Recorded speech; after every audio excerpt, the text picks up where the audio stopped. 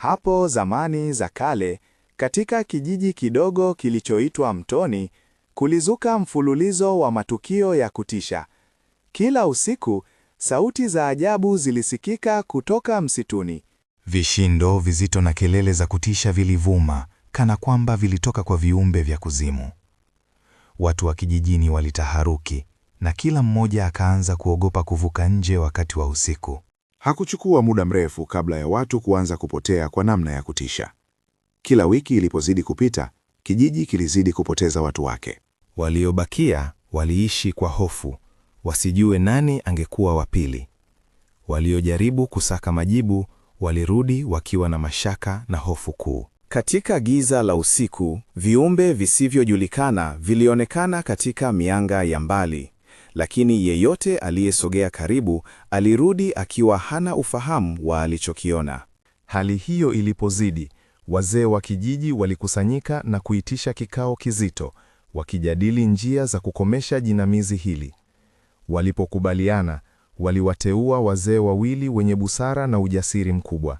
Wazee hawa walikuwa mashuhuri kwa hekima yao na uzoefu wa masuala ya ajabu, na kwa umri wao walikuwa na hadithi nyingi kuhusu misitu, viumbe vya usiku na vizuka vilivyokuwa sehemu ya urithi wa kijiji hicho. Mzee Mbundu na Mzee Timbira walipewa kazi ya kuchunguza hali hii kwa siri, na kwa muda wa siku 21 walizama katika upelelezi wao. Waliingia misituni kila usiku, wakiuliza viumbe vya usiku, wakichunguza vichaka na pango, na kujaribu kuelewa ni kitu gani kilichokuwa kikiwanyemelea wanakijiji. Hatimaye, baada ya siku hizo 21, wazee hao walirejea kijijini wakiwa na nyuso za fadhaa na majonzi. Katika mkutano wa kijiji ulioitishwa haraka, Wazee Mbundu na Timbira walitoa ripoti yao nzito.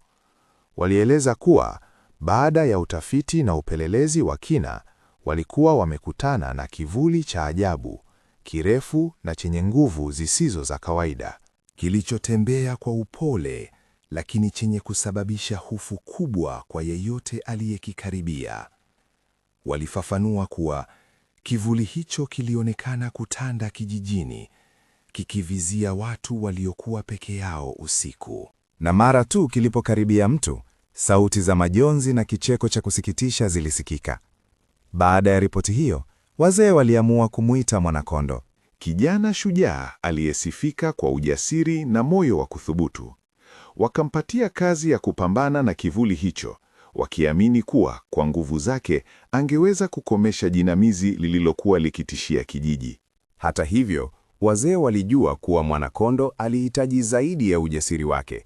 Alihitaji ufahamu wa siri za kivuli hicho ili aweze kufanikiwa. Usiku kabla ya Mwanakondo kwenda vitani, babu yake, Mzee Timbira, alimsogelea kwa siri na kumwambia, "Mjukuu wangu, kuna siri kubwa kuhusu kivuli hiki cha ajabu. Wengi wamejaribu na wengi wameangamia.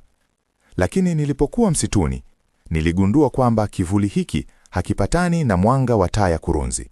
Alipoendelea kumweleza, Mzee Timbira alifafanua kuwa mwanga wa taa ya kurunzi una nguvu ya kipekee dhidi ya kivuli hiki. Unachotakiwa kufanya ni kusubiri kivuli kikaribie, halafu usiogope, upitishe mwanga wa kurunzi juu yake. Hapo ndipo utakapokiona kikiyeyuka kama moshi unaosambaratika. Asubuhi iliyofuata, Mwanakondo alijiandaa kwa safari ya usiku. Alijifunga upanga wake na kuchukua taa ya kurunzi aliyokuwa amepewa na babu yake. Alingojea usiku uingie, na mwezi ulipokuwa juu angani, akaelekea msituni. Alipofika ndani ya msitu, sauti za ajabu zilianza kusikika. Kilio cha mbali cha kuomboleza na kelele za maumivu vilimjia.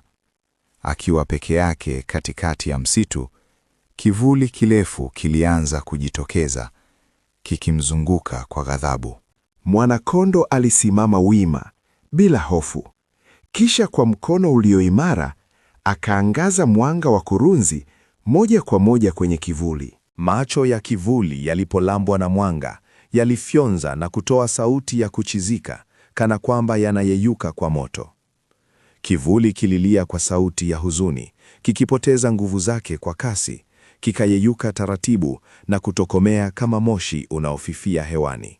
Mwanakondo alishinda, na kijiji cha Mtoni kiliweza kupata amani tena.